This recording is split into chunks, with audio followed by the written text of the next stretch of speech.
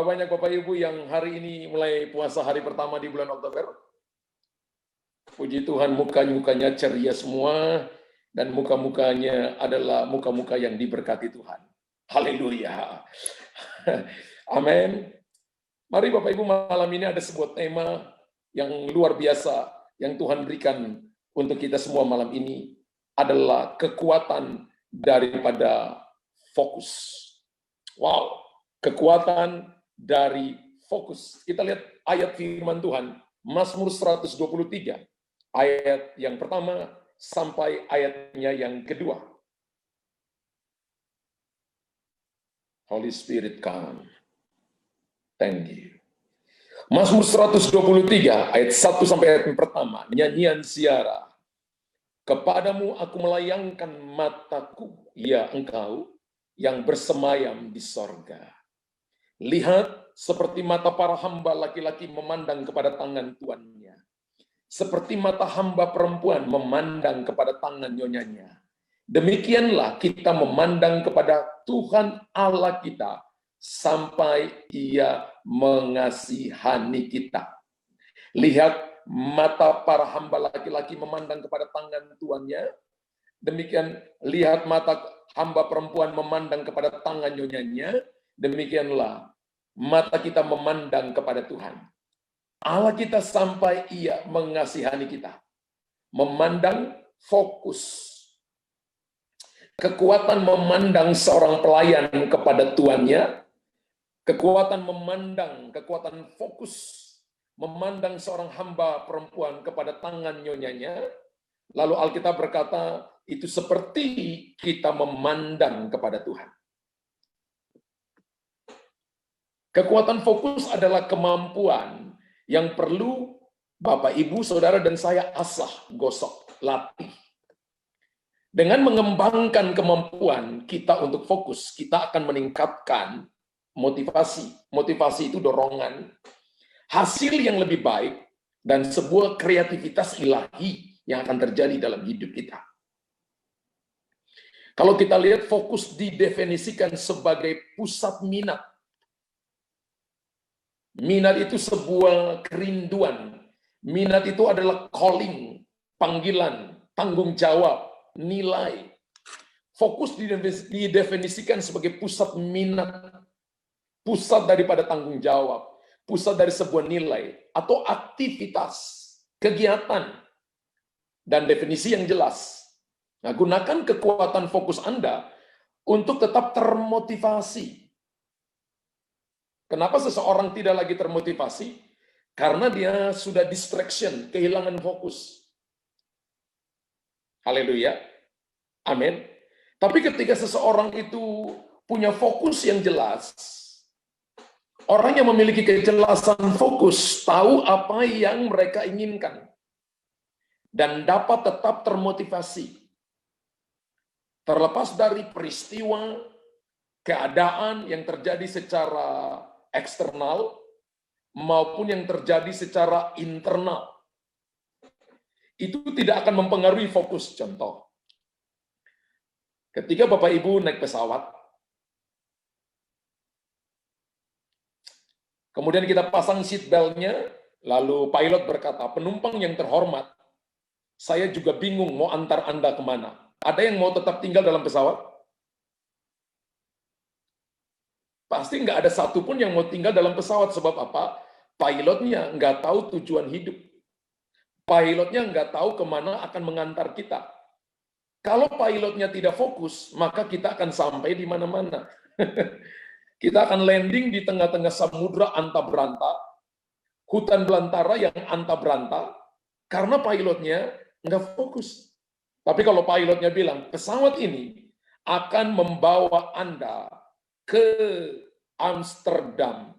Sekalipun dikatakan ada angin, ada badai sedikit, Bapak Ibu akan tidur nyenyak dalam pesawat. Kenapa? Karena udah tahu tujuan hidup. Pilot sudah tahu mau arahkan kita kemana. Amin. Ketika kita punya kejelasan fokus, tahu tujuan hidup, apa yang dapat kita, apa yang kita inginkan, maka itu akan mendapat motivasi secara eksternal luar, dan internal. Nah, setiap orang mampu fokus dengan sempurna. Harusnya. Masalahnya bukanlah ketidakmampuan untuk fokus, tapi lebih pada ketidakmampuan untuk fokus pada apa yang Anda inginkan. Misalnya begini, saya mau puasa 10 hari, tapi tiba-tiba mulai ambil puasa hari ini, makanan enak lewat capcay. Katanya capcay rasanya cabuto. Cabuto itu rasanya enak. Ya. Haleluya. Lumayan katanya. Ketika capcay lewat, langsung pikiran berkata begini, coba sedikit. Apalagi perutnya mulai nyiuk, nyiuk, nyiuk. Lalu Anda tinggal mutar di meja makan, Anda nggak lari naik ke cari ruangan doa, atau naik untuk baca Alkitab, Anda putar meja makan. Saya percaya lama-lama fokus doa puasa batal di situ. Dengan Anda makan capcay di situ. Ya. Maka ketidakmampuan untuk fokus pada apa yang Anda inginkan. Saya percaya begini, dengan mengendalikan fokus mental kita akan mendapat lebih banyak hasil yang kita inginkan.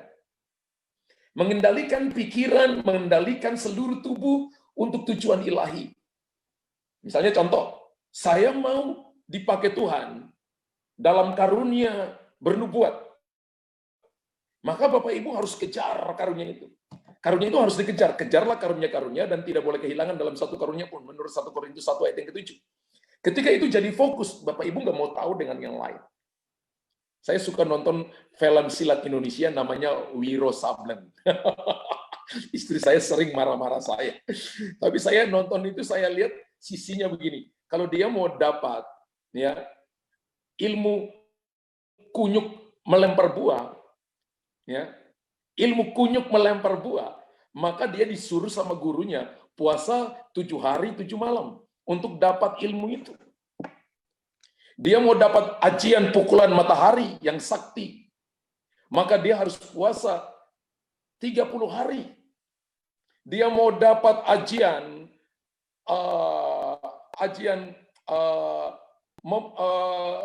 badai memukul, memecah gelombang, ya. Badai memecah gelombang, maka dia akan puasa semakin lama, akan semakin sakti semakin lama. Lalu ketika saya nonton itu, Roh Kudus bilang, kalau kamu mau dipakai Tuhan bangkitkan orang mati, masa kamu nggak pernah doa? Masa kamu nggak pernah puasa? Masa kamu nggak cari Tuhan sungguh-sungguh? Atau masa kamu puasa setengah hari, setengah puasa, setengahnya makan kekenyangan? Makanya nggak pernah terjadi. Kita punya angan-angan seperti punduk merindukan bulan, tapi kita nggak mau berusaha. Ya, dari film silat itu, makanya Wiro Sableng disebut pemuda yang sakti agak gembleng sedikit. Dibilang sableng, saudara ya. Ya, karena neneknya juga adalah Sinto Gendeng, muridnya sableng. Tapi guru kita adalah wise, penuh dengan hikmat, penuh dengan kuasa, penuh dengan urapan. Harusnya kita sebagai my son and my daughter penuh dengan urapan. Tapi kenapa kita nggak dapat? Karena kita nggak fokus. Kita nggak membangun kekuatan fokus. Saya percaya dengan mengendalikan fokus mental, Bapak Ibu punya fokus mental, maka kita akan mendapat lebih banyak hasil yang kita inginkan. Dengan membantu orang lain, contoh bagaimana caranya? Dengan membantu orang lain untuk fokus. Contoh anak-anak kita, kalau misalnya mereka belajar tidak fokus, semakin Bapak Ibu marah, mereka tidak fokus.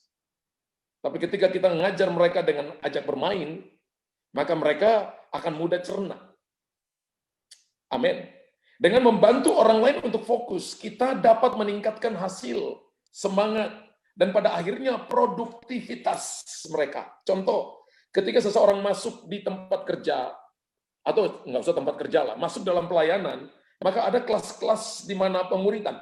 Kelas bagaimana dilatih untuk doa usir setan, kelas dilatih bagaimana berdoa menumpangkan tangan di atas orang sakit, kelas dilatih bagaimana saudara dan saya dilatih untuk menuntun orang untuk mengampuni, melatih untuk menuntun orang untuk bagaimana Bapak Ibu dan saya belajar untuk berdoa, harus dilatih. Dan semuanya harus melewati fokus. Saya percaya bahwa kebiasaan melahirkan keahlian. Konsistensi melahirkan keahlian.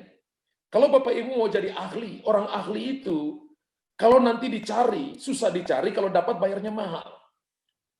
Kenapa mereka dibayar mahal? Karena fokus. Mereka tidak pilih 2, 3, mereka cuma pilih satu kekuatan mereka. Saya ingat ketika saya ada di gereja lama saya sangat tahu panggilan saya. Ketika ada kelas training misalnya, Pak, minta tolong Bapak ngajar hermeneutik, ilmu tentang berkhotbah. Saya selalu nolak, saya bilang maaf, bukan saya nggak bisa ngajar tentang hermeneutik, tapi itu bukan calling saya. Tolong kasih saya ngajar tentang doa peperangan rohani, ngusir setan, dunia roh, ya, ngajar tentang karunia-karunia, bernubuat, karunia kelepasan, karena itu live, lebih live. Kenapa? Karena itu saya hidupi. Bukan berarti saya nggak bisa ngajar tentang hermeneutik. Ya, saya khotbah begini kan ilmu hermeneutik, ilmu berkhotbahnya kan jalan. Tapi ketika saya disuruh jalan, itu bukan calling saya, itu teman-teman yang punya karunia pengajaran, mereka ngajar lebih masuk. Amin. Ketika saya fokus kepada panggilan saya, maka buku-buku yang lain saya singkirkan. Saya baca buku tentang ngusir setan, kesembuhan rohani. Saya baca buku tentang bagaimana doa syafaat, profetik, visi profetik abad 20, abad 21, itu yang saya baca. Lalu saya mulai latih orang-orang, itu fokus, dapat meningkatkan hasil, semangat, dan produktivitas mereka. Ketika kita meningkatkan fokus kita, untuk mencapai fokus, tingkatkan fokus kita untuk mencapai fokus, biasanya membutuhkan banyak latihan. Ada banyak orang yang tidak mau latih diri berdoa, latih diri puasa, dia nggak mau. Ya, Alkitab berkata latihan badani terbatas gunanya, tapi ibadah berguna dalam segala hal. Jadi harus dilatih, doa harus dilatih. Makanya di grup Speak the Word itu, dilatihnya 21 hari dulu. 21 hari itu untuk merubah mindset-nya kita. Ketika 21 hari, maka ketika kita hari ke-22 bangun, maka otak kita langsung perintah, hafal firman Tuhan. Langsung otomatis.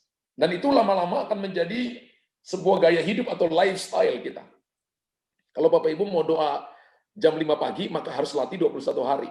Membutuhkan banyak latihan. Amin. Kalau Bapak Ibu mau dipakai dengan karunia-karunia kesembuhan, harus sering mendoakan orang sakit.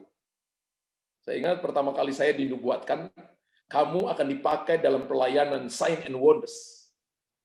Kemudian saya mulai ajak teman-teman waktu masih muda, mulai pergi ke rumah sakit, mulai doakan orang. Saya ingat sekali, dalam 1 minggu, saya doakan 3 orang.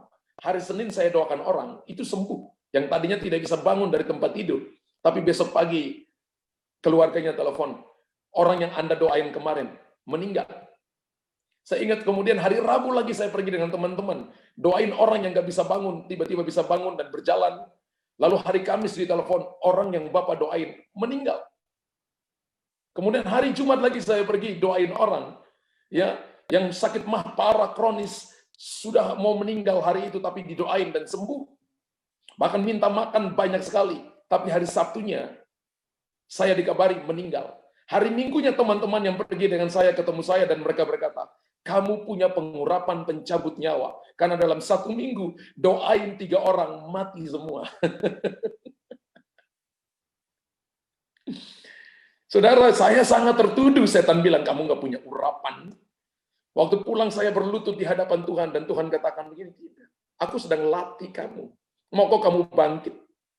Nah, saya ingat 1 bulan kemudian, Tuhan izinkan saya mendoakan seorang ibu yang sudah di kanker payudara di bagian kanan dadanya, dan payudaranya sudah diangkat. Dan ketika didoain, maka ibu itu sembuh. 3 bulan kemudian ibunya telepon, bahkan bukan saja tidak ada virus kanker di dalam dia, tapi payudaranya tumbuh kembali yang baru.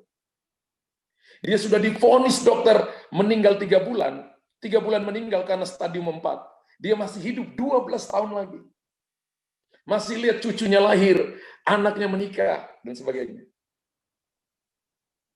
Dan mulai saat itu, saya tahu itu calling, dan membutuhkan latihan begitu banyak. Haleluya. Kalau Bapak Ibu mau dipakai dengan tanda-tanda karunia kesembuhan, maka seringlah doain orang sakit. Kalau Bapak Ibu mau dipakai dengan karunia bernubuat, rubah doamu yang mohon-mohon menjadi doa profetik. Dan harus dilatih terus-menerus. Doa, Tuhan, tolong aku Tuhan. Tuhan, aku nggak punya uang Tuhan. Itu doanya terlalu. Ya, udah berhenti doa mengasihani diri sendiri. Ini waktunya kita melatih doa iman, doa proklamasi, doa deklarasi. Amin. Untuk Bapak Ibu fokus ke situ. Nah, fokus pada keberhasilan dengan belajar. Maka Bapak Ibu sedang fokus kepada solusi yang Anda inginkan. Sekali lagi, fokus pada keberhasilan dengan belajar. Maka Bapak Ibu akan fokus pada solusi yang Anda inginkan. Kita akan mencapai hasil yang lebih baik. Ada banyak orang yang tidak mau fokus sehingga akhirnya tidak ada hasil. Saya percaya kalau orang kerja tidak fokus juga, maka tidak ada hasil maksimal. Tapi ketika seseorang fokus, maka hasilnya akan maksimal. Orang yang mempunyai motivasi yang baik, keinginan yang baik, selalu fokus untuk mendapatkan hasil yang mereka inginkan. Amin. Mereka kemudian memilih tindakan yang tepat. Bukan tindakan yang kurang tepat, tapi tindakan yang tepat yang akan memaksimalkan kemungkinan untuk mencapai hasil yang mereka inginkan. Dan kalau kita bertindak, jangan bereaksi. Kalau kita bertindak, kalau kita disuruh bertindak, maka jangan bereaksi. Itu dulu. Misalnya sebuah masalah datang, persoalan datang, ujian datang, maka dipilih di situ sebuah tindakan, bukan reaksi.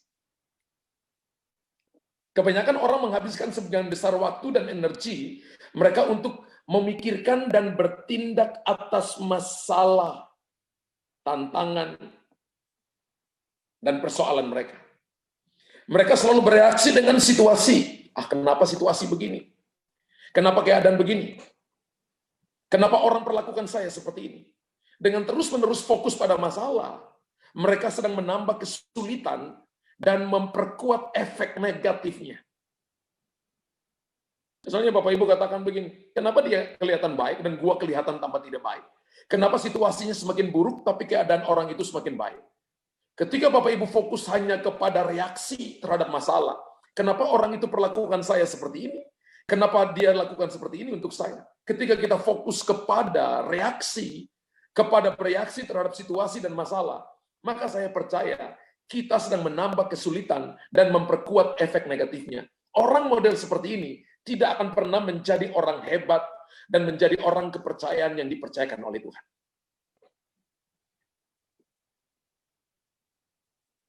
Karena itu begini, fokus artinya begini, kalau Bapak Ibu lihat gunung yang tinggi, maka tanjakan tidak lagi jadi masalah bagi Bapak Ibu.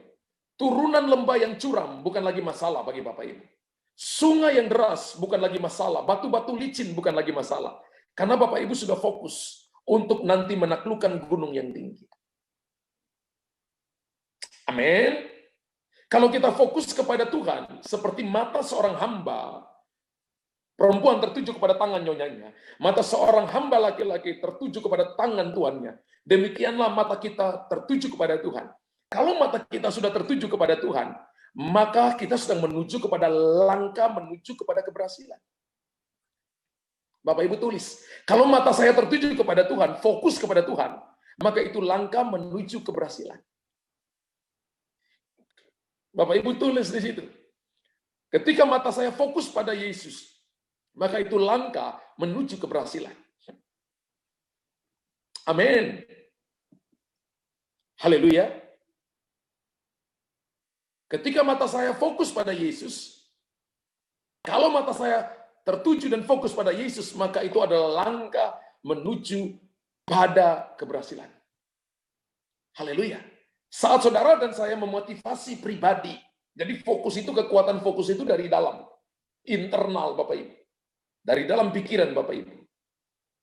Amin. Saat kita memotivasi pribadi, maka kita akan selalu menghadapi tantangan dan masalah. Ingat, fokus selalu ada tantangan. Melewati gunung terjal, melewati lembah-lembah dalam, melewati sungai, melewati arus yang kencang, melewati batu-batu licin, menghadapi tantangan dan masalah. Dan itu hal yang normal-normal saja. Membangun kekuatan fokus akan membantu saudara dan saya untuk fokus pada keberhasilan. Sekali lagi, membangun kekuatan fokus akan membantu kita untuk fokus kepada keberhasilan.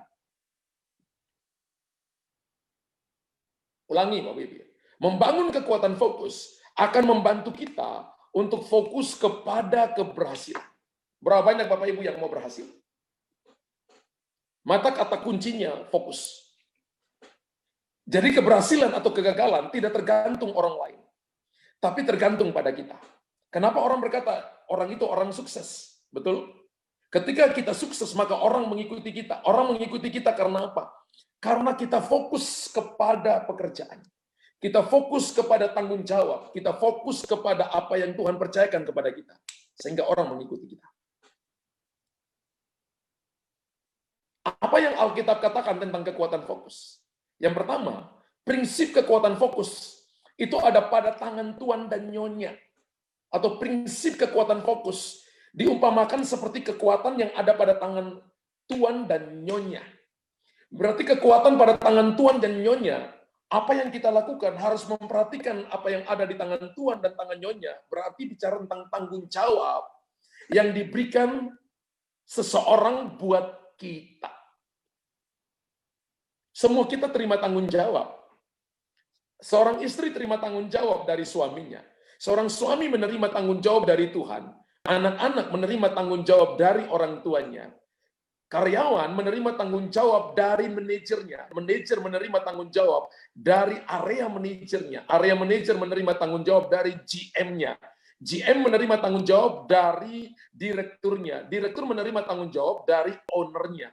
Owner menerima tanggung jawab dari pemilik kehidupan, Tuhan. Dan ada strata tanggung jawab ini. Berarti prinsip kekuatan fokus itu pada tangan Tuhan dan Nyonya. Prinsipnya di mana? Alkitab katakan mataku tertuju. Mata ini bicara tentang fokus. Dan Alkitab katakan jika matamu terang, terang seluruh hidupmu. Jika matamu gelap, gelap seluruh hidupmu. Menurut kitab Matius pasal yang ke-6, mata gelap itu bukan karena melihat hal-hal yang najis, bukan. Terlalu sempit, mungkin itu salah satunya. Tapi mata gelap itu artinya karena Bapak, Ibu, dan saya tidak fokus. Orang yang fokus bisa melihat melampaui kegelapan. Katakan amin. Amin. Ketika masalah, ketika ujian, ketika tantangan datang, orang fokus bisa melihat melampaui masalah. Melampaui ujian, melampaui tantangan. Sehingga ketika orang punya kekuatan fokus, sebenarnya dia tidak terkalahkan. Yang membuat dia kalah adalah dirinya berhenti mencoba. Katakan yang membuat saya kalah adalah ketika saya berhenti mencoba. Tapi ketika Bapak Ibu terus melihat bahwa di balik semuanya ini ada kemuliaan, di balik semuanya ini ada harapan, di balik semuanya ini ada pertolongan, bahwa di balik sakitku ada kesembuhan, di balik masalahku ada berkat, di balik tantangan ada promosi, di balik ujian ada peningkatan, maka Bapak Ibu tidak akan menyerah. Yang mempertahankan membuat Bapak Ibu tetap berdiri di situ adalah kekuatan fokus. Makanya Mazmur 101 ayat yang ke-6 berkata, mataku tertuju, mataku fokus kepada orang-orang yang setiawan di negeri, supaya mereka diam bersama-sama dengan aku. Orang yang hidup dengan cara yang tak bercela akan melayani aku.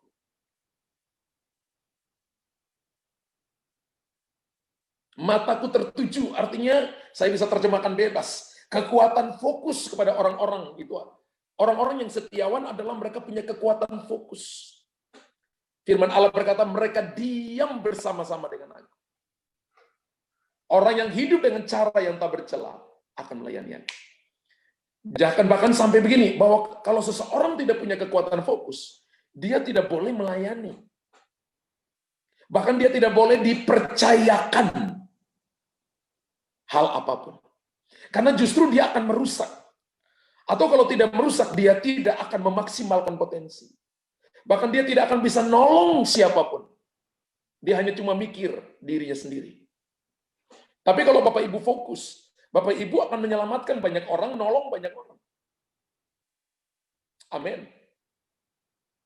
Firman Allah berkata kepada orang-orang yang setiawan di negeri, mereka diam. Diam itu adalah stay, diam itu tinggal dengan segala kelimpahan. Dengan kita fokus kepada tanggung jawab yang diberikan kepada kita, maka saya percaya tanggung jawab kecil akan dipercayakan tanggung jawab besar. Ketika kita setia dengan tanggung jawab kecil, dipercayakan tanggung jawab besar. Ketika kita setia dengan hal kecil, maka akan dipercayakan hal besar. Maka Alkitab berkata kita akan memperoleh puji-pujian dari Tuhan kita.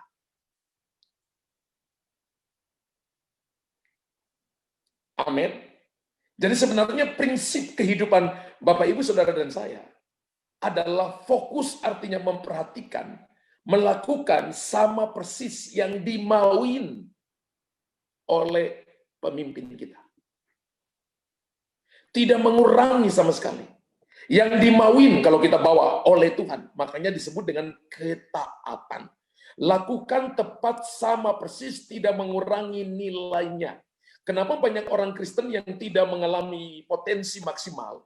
Karena dia melakukan menurut maunya, bukan menurut mau Tuannya.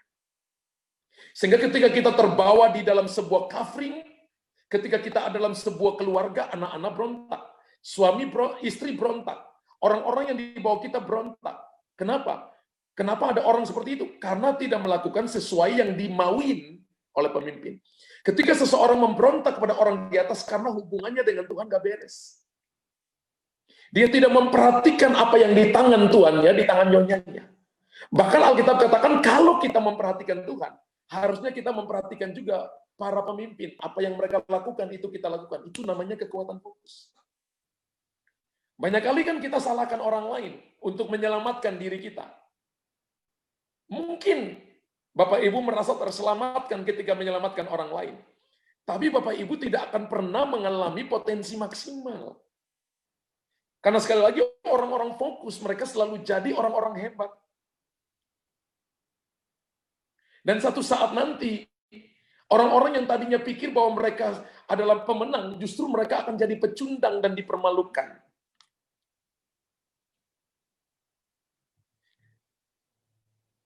Kenapa sampai mulai awal 2 puasa Oktober ini saya mulai dengan kekuatan fokus? Karena ini akan menggiring kita sampai pada hari ke-10 nanti. Bapak Ibu akan terima, wow. Karena pada hari ke-10 saya akan bicara tentang mendapatkan 5 kali lipat dari Tuhan. Bukan double portion. Saya akan bicara mendapatkan 5 kali lipat dari Tuhan. Haleluya. Amin. Sudah tadi malam saya tidur hampir jam 1 subuh, dan Tuhan sudah kasih tema hari ini apa, besok apa, sampai hari ke-10 Tuhan sudah kasih tema untuk kita. Luar biasanya Tuhan. Dan dimulai dengan kekuatan fokus. Mazmur 123 ayat 1-2 berkata begini, nyanyian Syara, kepadamu aku melayankan mataku, ya engkau yang bersemayam di surga. Melayangkan mata kepada siapa? Yang bersemayam di surga. Seperti mata para hamba laki-laki memandang kepada tangan tuannya, seperti mata hamba perempuan memandang kepada tangan nyonyanya, demikian mata kita memandang kepada Tuhan Allah kita, sampai Ia mengasihani kita. Fokus kepada tangan Tuhan, tangan nyonya, seperti fokus kepada Tuhan, sampai Ia mengasihani kita. Sampai datang promosi, yang istilah saya, sampai kepada potensi maksimal. Banyak kali kita fokus capek, lelah, maka kita tidak pernah sampai. Banyak kali doa belum dijawab, berhenti. Banyak kali pengejaran Bapak Ibu untuk hasil belum sampai, Bapak Ibu berhenti tengah jalan. Doa yang benar itu adalah doa sampai Bapak Ibu dapat jawaban doa. Kalau Bapak Ibu berdoa dan berhenti di tengah jalan, jawaban doa belum datang, itu bukan doa yang benar. Haleluya. Amin. Amin. Yang kedua, Tuhan Yesus memakai kekuatan fokus untuk menyelesaikan tugasnya selama Ia ada di bumi. Kalau tadi prinsip kekuatan fokus itu ada pada tangan Tuhan dan tangan nyonya. Sekarang bicara tentang tanggung jawab yang diberikan kepada orang-orang yang dipimpin. Yang kedua, Tuhan Yesus memakai kekuatan fokus untuk menyelesaikan tugasnya selama Ia ada di bumi. Coba kita lihat Yohanes 5 ayat 19-21, lalu lompat ayat 30. Yohanes pasal 5 ayat 19-21. Lompat ayat 30. Maka Yesus menjawab mereka, katanya, aku berkata kepadamu, sesungguhnya anak tidak dapat mengerjakan sesuatu dari dirinya sendiri, jikalau tidak ia melihat Bapa mengerjakannya. Garis kata itu. Jikalau ia tidak melihat Bapa melakukannya, mengerjakannya. Sebab apa yang dikerjakan Bapa, itu juga yang dikerjakan anak. Sebab Bapa mengasihi anak, dan ia menunjukkan kepadanya segala sesuatu yang dikerjakannya sendiri. Bahkan ia akan menunjukkan kepadanya pekerjaan-pekerjaan yang lebih besar lagi daripada pekerjaan-pekerjaan itu, sehingga kamu menjadi heran. Sebab sama seperti Bapa membangkitkan orang-orang mati dan menghidupkannya, demikian juga anak menghidupkan barang siapa yang dikehendakinya. Aku tidak dapat berbuat apa-apa dari diriku sendiri. Aku menghakimi sesuai dengan apa yang aku dengar, dan penghakimanku adil. Sebab aku tidak menuruti kehendakku sendiri. Lihat, tidak menuruti kehendakku sendiri, melainkan kehendak Dia yang mengutus aku.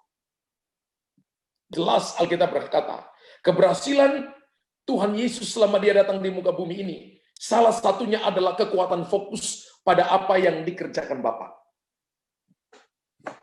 Keberhasilan saudara dan saya di muka bumi ini, dalam bisnismu, dalam keluargamu, adalah ketika kita fokus kepada apa yang Tuhan perintahkan kepada kita. Kita ini kan selalu kalau ada masalah, kita lihat masalah lebih besar daripada apa yang Tuhan katakan. Kita selalu lihat persoalan lebih besar. Kita selalu hiperbola di pikiran kita dan membesarkan besar masalah. Sehingga akhirnya kita jadi lemah.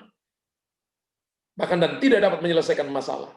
Fokus artinya tidak melakukan sesuatu dari dirinya sendiri. Tetapi pada tugas dan tanggung jawab yang diemban kepadanya. Tuhan Yesus berkata bahwa segala sesuatu yang aku lakukan, karena aku lihat Bapakku lakukan. Itu yang namanya selaras. Hari ini Bapak Ibu lakukan segala sesuatu, apakah Tuhan suruh atau Bapak Ibu mau lakukan? Ketika kita melakukan sesuatu yang bukan kehendak Tuhan, maka Bapak Ibu ketika ada masalah, jangan salahkan Tuhan. Sebenarnya kita sudah punya be a role model, kita sudah punya manual book, kita sudah punya rambu-rambu untuk kita berjalan mengikutinya. Dan orang yang berjalan mengikutinya, saya percaya aman, saya percaya ada supply, saya percaya ada perlindungan, saya percaya ada kekuatan, saya percaya ada jalan keluar. Tapi karena kita mau jalan mengikuti jalan kita sendiri, sehingga akhirnya kita tersesat. Fokus artinya tidak melakukan sesuatu dari dirinya sendiri. Yesus tidak melakukan sesuatu dari dirinya sendiri. Mazmur 26 ayat yang 3 berkata, sebab mataku tertuju pada kasih setiamu, dan aku hidup dalam kebenaranmu. Kalau orang bilang mata tertuju kepada Tuhan, maka caranya dia menghidupi kebenaran. Kebenaran itu siapa? Yesus. Bapak Ibu ngomong benar, orang tidak mau melakukannya, tapi perkataan benar kita, yang kita omongkan, itu jadi kebenaran di hadapan Tuhan. Amin. Kita nggak boleh takut bicara benar ketika kita melihat ada kesalahan. Ketika Bapak Ibu lihat kesalahan dan kita tidak menegur orang yang salah, maka Yeremia 33, mulai ayat yang ketiga sampai ayat yang ke-10 berkata begini, dosanya kita tanggung. Kalau kita lihat orang berbuat salah dan kita tidak tegur orang itu, maka ketika orang yang itu mati, maka kita akan menanggung dosa orang itu. Tapi kalau kita tegur orang itu, dan orang itu tidak mau bertobat dan dia mati, dia nanggung dosanya sendiri. Orang yang fokus tidak mudah di distraction, tidak mudah dialihkan, tapi orang yang fokus akan tetap berdiri di atas kebenaran. Sekalipun dia nanti disingkirkan, disendirikan oleh orang lain. Sepertinya dia diacukan oleh orang lain, tapi kebenaran tidak mungkin dikalahkan, kan? Kebenaran akan muncul seperti terang, kan? Orang fokus itu selalu strong. Orang fokus selalu kuat menghadapi apapun. Orang fokus tidak mudah menyerah. Orang fokus selalu berjalan ketika orang lain duduk. Orang fokus selalu akan pergi ke tempat-tempat yang lebih dalam ketika orang pilih main aman. Orang yang fokus tidak akan meninggikan dirinya. Orang fokus selalu merendahkan diri. Karena dia tahu apa yang dia punya datang dari Tuhan.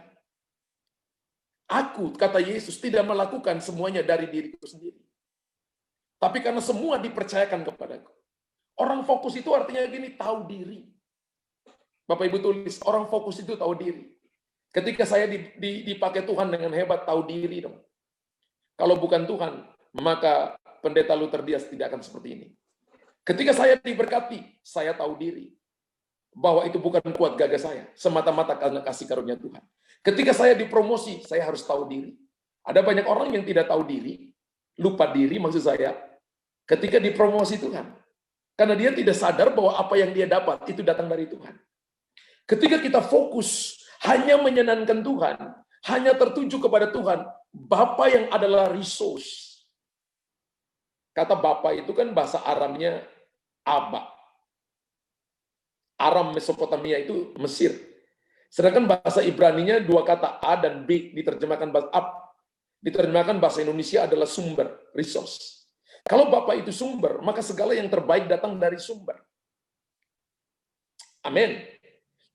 Kesembuhan datang dari sumber, berkat datang dari sumber, pemulihan datang dari sumber, promosi datang dari sumber, jalan keluar datang dari sumber, semuanya datang dari sumber, semua yang kita terima hari ini datangnya dari sumber. Dan itu bukan kuat gagahnya mereka. Kalau Bapak Ibu baca baik-baik kita pengkhotbah itu, kitab Amsal berkata begini, bahwa susah payah tidak menambahinya, berkat Tuhan yang menjadikan kaya, susah payah tidak menambahinya. Ia memberkati yang dicintainya pada waktu tidur. Bukan pada waktu kerja keras. Pada waktu Bapak Ibu tidur, Bapak Ibu istirahat, Bapak Ibu nggak bikin apa-apa. Tuhan ubah keadaan. Tuhan ubah hati orang. Tuhan taruh promosi dalam hati pemimpin-pemimpinmu. Dan besok Anda dipanggil, Anda dipromosi. Padahal secara logika, ada orang mungkin yang lebih hebat dari saudara. Tapi kenapa Anda dipilih? Suka-sukanya Tuhan pertama. Yang kedua, karena kita melatih fokus. Ketika Bapak Ibu diangkat tinggi, jangan pernah sombong.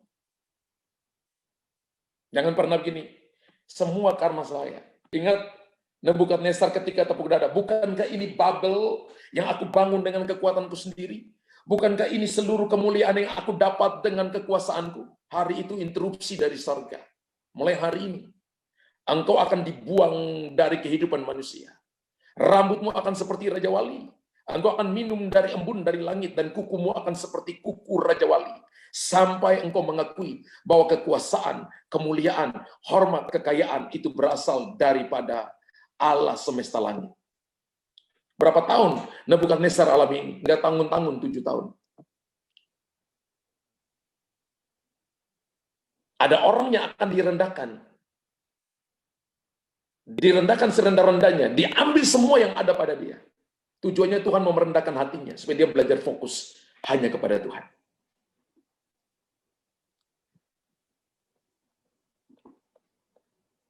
Amin. Tuhan Yesus memakai kekuatan fokus untuk menyelesaikan tugasnya selama ia di bumi. Dan ketika dia berkata, it is finished, selesai. Alkitab berkata, dia tidak membalas. Ada pilihan untuk tidak naik di atas kayu salib, kalau boleh cawan ini lalu daripadaku. Tapi bukan kehendakku, kehendakmu yang jadi. Ada tawaran, saudara. Pernah nawar di Taman Getsemani. Kalau boleh, aku tidak naik, menyingkir. Karena ini sesuatu yang di luar dari kekuatan manusia. Tapi dia fokus. Aku harus menyelesaikan paket keselamatan ini. Aku tidak boleh memikirkan diriku sendiri. Aku tidak boleh menyombongkan diri. Aku harus rendah hati. Jadi Tuhan dan Raja. Raja dan segala Raja, pencipta, mati di tangan ciptaan. Tujuannya supaya kita selamat. Itu kekuatan fokus. Menyelesaikan misi. Dan kita ada di muka bumi ini. Tanpa kekuatan fokus. Kita tidak menyelesaikan misi kita.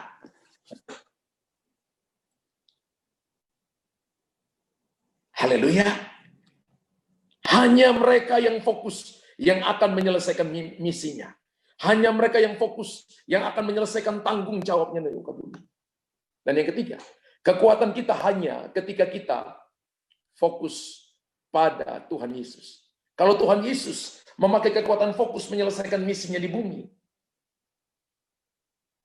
Kalau prinsip kekuatan fokus ada pada tangan dan nyonya, yaitu tanggung jawab yang diberikan, maka kekuatan kita hanya ketika kita fokus pada Yesus.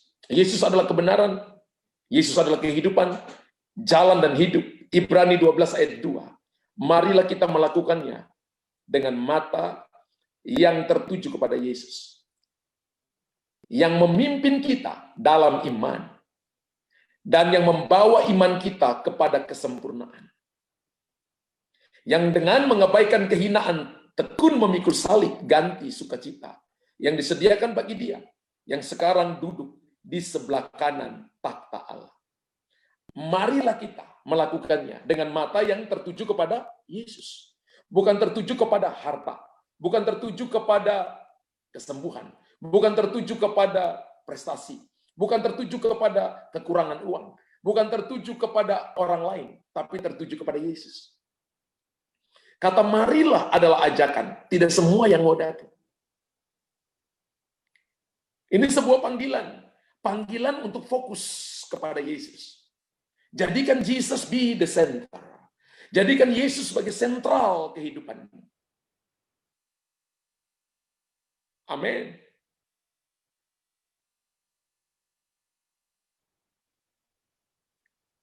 Ini merupakan panggilan untuk fokus. Bapak Ibu tulis di situ. Saya mau masuk dalam panggilan untuk fokus.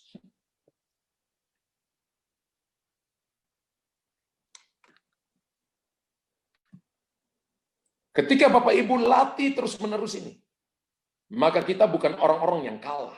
Bapak Ibu akan strong. Sehebat apapun seseorang, kalau dia melakukan tanpa fokus pada Yesus, maka itu menjadi sia-sia. Saya ulangi. Sehebat apapun seseorang, kalau dia melakukan tanpa fokus kepada Yesus, maka itu menjadi sia-sia. Tuhan berkata begini, untuk apa kamu memiliki semua kekayaan yang ada di dunia, tapi malam ini nyawamu diambil daripadamu? Untuk apa semua yang kamu miliki itu? Untuk apa semua yang kamu miliki itu? Kamu tinggalkan untuk siapa? Artinya sia-sia semua yang kita lakukan tanpa Yesus di dalamnya. Apakah kita tidak boleh membutuhkannya? Boleh. Tuhan suruh kita jadi kaya, jadi diberkati, jadi orang yang dimuliakan. Tuhan suruh kita menjadi orang yang sangat amat kaya. Tapi semuanya harus kita lakukan, dapatkan ketika tetap kita fokus pada Yesus. Kekuatan kita fokus pada Yesus membuat kita naik pada level kemuliaan yang tinggi. Alkitab berkata, level kemuliaan, tingkatan iman yang berbeda akan memimpin kita dari iman kepada iman. Terjemahan Alkitab yang lain berkata, Alkitab The Message mengatakan, ada lapisan-lapisan iman. Iman itu ada lapisannya. Saya terjemahkan bebas, tingkatan iman. Orang fokus, dia akan naik pada level iman. Haleluya. Bapak Ibu lihat anak singa, kalau lihat anak singa itu seperti anak kucing. Dan ketika Bapak Ibu datang, maka dia cuma mengeong. Kalau anak singa mengeong, siapa yang takut? Tapi kalau Bapak Ibu dapat singa yang dewasa, dia akan mengaum. Aung. Jarak 3,5 kilo bisa kedengaran aumannya. Karena menjadi predator di puncak rantai makanan. Sehingga dia menjadi raja di hutan. Haleluya. Kekuatan fokus akan membuat kita naik pada level kemuliaan yang lebih tinggi. Yang berikut adalah Bapak Ibu akan naik pada tingkatan iman. Lihat orang kenapa nggak fokus. Contoh aja, Bapak Ibu hari ini berdoa, besok nggak berdoa. Tapi mau hasil sebesar-besarnya. Hari ini baca Alkitab, besok nggak mau baca Alkitab. Kalau moodnya baik, baru baca. Kalau moodnya tidak baik, tidak mau baca. Bagaimana level kemuliaan? Bagaimana iman kita mau naik? Kalau kita masih melakukan dengan mood-moodan, nggak bisa. Benar? Tapi ketika kita melakukan dengan fokus, Alkitab berkata, marilah kita melakukannya dengan mata yang tertuju kepada Yesus, yang memimpin kita dalam iman dan yang membawa iman itu kepada kesempurnaan. Fokus pada Tuhan Yesus akan membuat cara pandang kita berbeda. Saya sebut ini kesempurnaan. Bapak Ibu tulis, fokus pada Yesus membuat cara pandang saya berbeda. Sempurna. Bapak Ibu akan melihat keadaan dengan cara yang berbeda. Situasi dengan cara yang berbeda. Bapak Ibu akan lihat perlakuan orang dengan cara yang berbeda. Kenapa? Karena kita berdiri pada sudut pandang yang berbeda. Karena kita melihat, menjadikan Yesus itu jadi fokus. Sehingga semua keadaan kita melihat dengan cara pandang Tuhan. Ketika orang melihat seperti ini, cara pandang Tuhan, maka waktu dia tutup mata, dia bayangkan, saya sudah sembuh. Dia tutup mata, dia bayangkan begini, Tuhan sudah kasih saya jalan keluar. Ketika dia tutup mata, dia berkata begini, Tuhan sudah pulihkan saya. Ketika suami pergi, dia katakan, suamiku udah kembali. Ketika dia tutup mata, dia berkata, anak-anakku, pada mereka ada masa depan yang penuh harapan. Masa depan mereka sungguh ada, harapan tidak akan pernah hilang. Ini kesempurnaan. Jadi adanya di fokus. Semua ketakutan kan berawal dari apa yang kita lihat dengan mata, kemudian pikiran kita nangkap. Semua kesakitan kita mulai dari apa yang kita lihat dengan mata. Semua situasi yang terjadi di luar kita dimulai dengan apa yang kita lihat dengan mata. Mata ini kan jendela hati. Ketika kita lihat dan ketika kita membesar-besarkan itu pada pikiran kita, maka iman tambah tenggelam. Makanya saya katakan, melihat masalah lebih dulu dari melihat Yesus, maka kita akan kalah. Bapak Ibu tulis di situ.